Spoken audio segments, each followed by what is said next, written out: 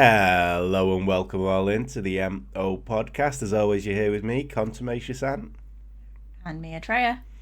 And today, on the 7th day of the Nightmares Before Xmas, my true love gave to me a wartime crime of witchery.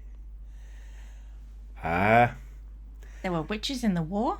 Yes. Now, where did I find this? I can't remember where I found it. Might have found You found it on the same website as that weird castle with the King Arthur legend and, you know, that guy. Who was that guy again? The one who wanted to be King Arthur. Himmler. That's the one. No, this was in that book, Phantasmagorical's book, I think. Phantasmagoria? Yeah, that's the one. There you go. Okay, cool. So you may have actually read this, but it is literally only a paragraph in there. And I was like, really? That happened? Well, let's have a look. And as you will see, it only deserved a paragraph. So I've padded this as much as I possibly can. So, in the early 20th century, spiritualism and parapsychology was taking a strong grip on the middle classes and the upper echelons of society. Proponents of this new fad included Arthur Conan Doyle, of Sherlock Holmes phase, Victoria Woodhull, who was the first woman to run for the United States presidency, even though it was 50 years before women actually got the vote. And yeah. She did a bit of a Kanye there, didn't she? I'm going to give it a go, even though there's no fucking chance. Yeah. And Harry Price, who straddled the fence of believer and skeptic with a tightroper's skill, to be quite honest with you. Yeah, he did, but he was also a fucking massive fraud. Yeah. And I always get him confused with Vincent Price, which is a fucking travesty, really. I was like, that guy, you know, that faked the Borley Rectory thing, Vincent Price. No, it's not Vincent Price. Vincent Price is the god horror movie guy, Vincent Price. Yeah, Harry Price is the phony. Yeah. But we'll talk about Harry Price later. It was into this brave new world that Helen Duncan stepped into in 1926. Now, Duncan was born in Perthshire in Scotland in 1897. And it was while at school that she got the vision. She would unnerve school children and teachers alike with her unsettling prophecies and her hysterical behaviour. Now, for me, that's just a fucking kid. But yeah, teenager. Apparently, something else was read into it. And by 1926, Duncan had elevated her status from mere clairvoyancy to performing psychic readings and a medium for hire. The arse of her job professionalism fell out in 1928 when she was well on her way to being exposed as a fraud. At one of her psychics in the 20s. Yeah. Anyone can eat a piece of cheesecloth and spit it out. That's very interesting. So it was one of the best known tricks in the book. Some may say foreshadowing there. At one of her seances, Harvey Metcalf took a series of flash photography pictures, and the results they're not even laughable. They're that bad. Spirits that Duncan claimed to have allegedly manifested into the room from the other side can clearly be seen to having paper mache faces, and you can even see coat hangers within these photos that their ethereal skin is being held up on, which you can clearly see the cloth. It got worse for Duncan in 1931 when the LSA, the London Spiritual Alliance, so a lot of people with they existed more time than sense on their hands, started an investigation into her antics.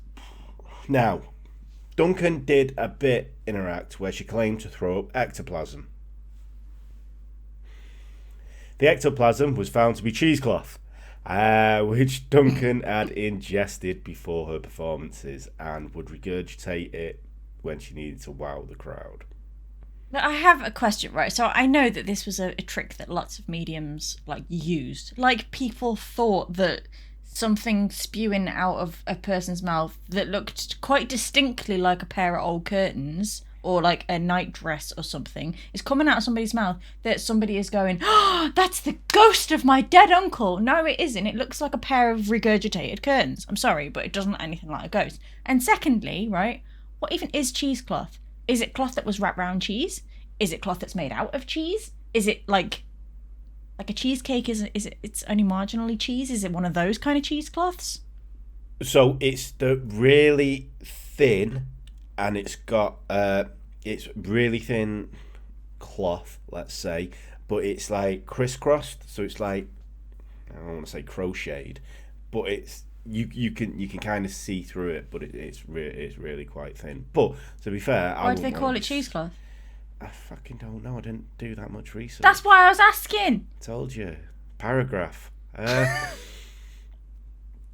So every fucking episode I resort to Google. Half-assed here. Yeah, why change a good thing now? I need to know. What is cheesecloth? Cook's choice cheesecloth. It's a loosely woven gauze-like cotton fabric used in the kitchen for a variety of straining tasks. Gauze, right, yes. Okay. Yeah, gauze. There you go. So, basically, before one of her performances, the LSA had her swallow a methylene blue tablet, which is a blue salt that was used in medicine at the time, and it handily doubled as a blue dye. So, if she swallowed it, anything that she regurgitated would be blue. Quelle surprise, no ectoplasm was seen at this seance. Now, the aforementioned Harry Price came on the scene, and he started his own investigation into Duncan and found that as well as being cheesecloth, the ectoplasm was made up of egg whites and toilet rolls. And like you say, I've got no fucking idea how people were fooled by this, but the past is... Oh my god, of course. Sorry, tangent. Yes, when you're making cheese, you put the cheese on and then the juices drain out in the cloth. Okay. No, it's okay. Carry on. I've just realised where the... We found out what cheesecloth is, ladies and gentlemen. So, during his investigation, Harry Price paid Duncan £50 to perform several seances, but by the fourth one, and probably due to the stress of that she knew she was a wrong-un and was being caught out, Duncan completely lost her shit when Price asked her to be x-rayed before one of the performances to see if she has ingested anything. Now, this is Harry Price's words. At the conclusion of the fourth seance, we led the medium to a settee and called for the apparatus. At the sight of it, the lady promptly went into a trance. She recovered, but refused to be x-rayed. Her husband went up to her and told her that it was painless. She jumped up and gave him a smashing blow on the face, which sent him reeling. Then... You idiot! Then she went for Dr. William Brown, who was present. He dodged the blow. Mrs. Duncan, without the slightest warning, dashed out into the street, had an attack of hysteria, and began to tear her seance garment to pieces. She clutched the railings and screamed and screamed. Her husband tried to pacify her. It was useless. I leave the reader to visualise the scene. A 17-stone woman, clad in black satin tights, locked to the railings, screaming at the top of her voice. So... yeah. I mean, I shouldn't laugh. That might be me one day. In fairness, well, not in fairness, but Harry Price does kind of dig at her because of her weight. She was on the larger side of ladies, and did he say like you can swallow a whole bunch of cheesecloth? Well, yeah, but further on in that quote, he does call her some names in that, and it's not very professional, but this is the 20s. So there you go. What did he say? He said something along the lines of, can you imagine grown men having to deal with this fat fraud from Scotland? I mean, he was kind of right.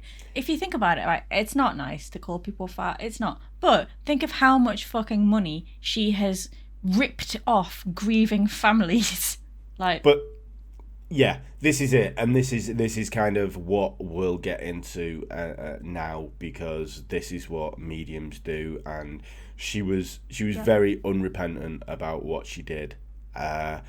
So we'll skip forward to wartime now, and on the 24th of November 1941, the HMS Barnum was sank by a German U-boat. Now, this resulted in the deaths of 862 soldiers. To keep up Allied morale, and mainly due to the fact that the German U-boat didn't have confirmation that they'd sunk the Barnum, the Admiralty kept this a secret. They didn't post it anywhere, didn't put it in the papers. In fact, it even took the War Office. Some of the family members were contacted weeks after this tragedy to be informed that they have lost their loved ones. And even when they did, they swore them to secrecy. Now, a week after the sinking, Duncan would perform a séance where she claimed that she could see a sailor wearing a hat with the name the HMS Barnum on it, and she claimed that he was saying he had lost his ship, he had nowhere to go. Now, the sinking wasn't made public until January in 1942, but the Navy had already been alerted to Duncan's shenanigans, and they were watching her carefully.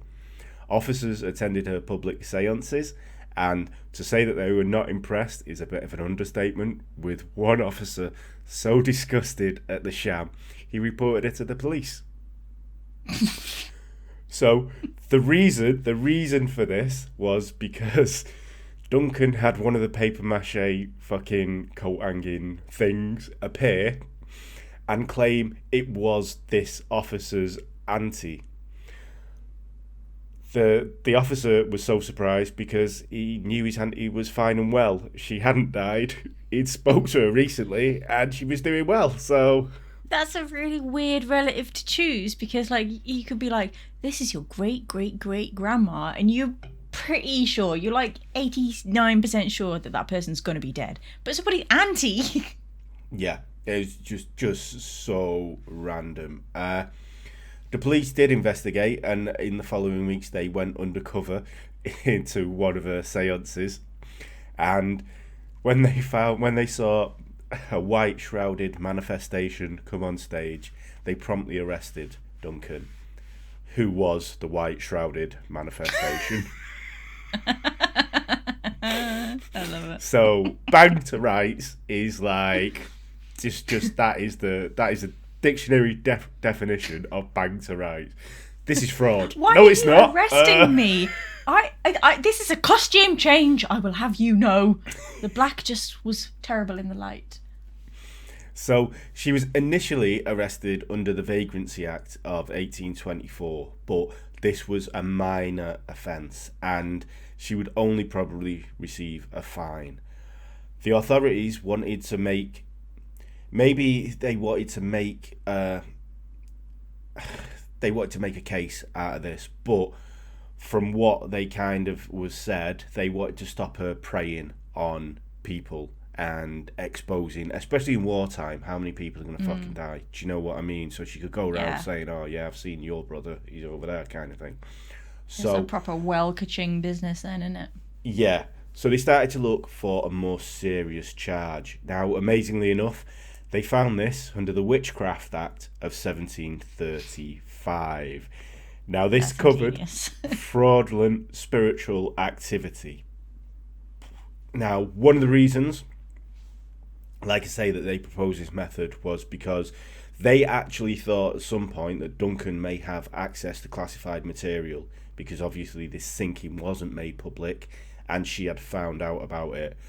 But there was several leaks along the chain that this went out into the public. I mean, 800. If you're saying 832 people have 862 people have died on this, maybe if they're contacting them, if they only tell another 800, that's 1,600 people. Like, and it's wartime. It's a small thing. Oh, where's Billy? You can't, he died. If you rang like a one of the sailors' dads or something, there's no way you can expect the dad to not tell the mum, and then the mum to not tell the sister or the sons or daughters. Like there could be like 8,000 people that knew about it. You know what I mean? Exactly, and I mean, especially someone that is a blatant fraudulent medium, they would be asking these questions in and around these areas. And she was arrested in Portsmouth, so that was a major port for wartime, naval base and such like that. So give them a fiver here and there. Do you know what I mean? Just go into the local pub when they're all absolutely shit-faced. Exactly. Sailors coming back from war. Do you know what I mean? They've not had a drink in ages. They have one drink, they tell you their life story kind of thing. Yeah. And nobody keeps a secret when they're drunk. Or is that just me? Interesting to know. So, Duncan was actually jailed for 9 months after the jury found her guilty.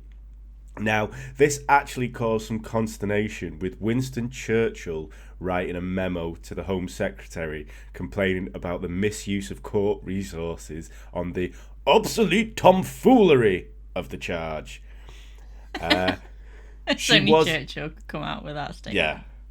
She was the last person to be brought up on this charge, as the Witchcraft Act was then later got rid of in 1956, and no one else was charged with it. I don't even think anyone was charged for it after 1805, to be quite frank with you. But the War Office wanted to make a case of her. Now, on her release in 1945, Duncan promised to stop conducting seances, but this turned out to be another fraudulent thing on her part, because she was arrested doing another one in 1956. Helen Duncan died later in the year due to poor health and heart troubles.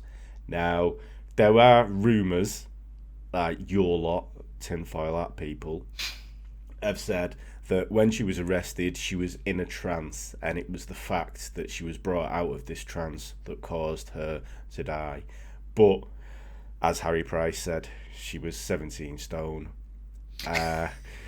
Didn't help with heart disease. Yeah, in the 30s. By 50s, she'd not slowed down eating.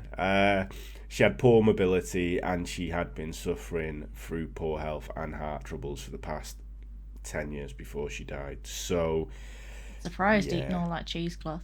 That can't be good for the calories. Well, exactly. Egg whites as well. You know what I mean? Just smashing them down. And paper mache, I don't know that that's supposed to be eaten, so... Yeah. Toilet paper, we don't eat that. That's not a thing. No. I mean, and as well with the cheesecloth, when they...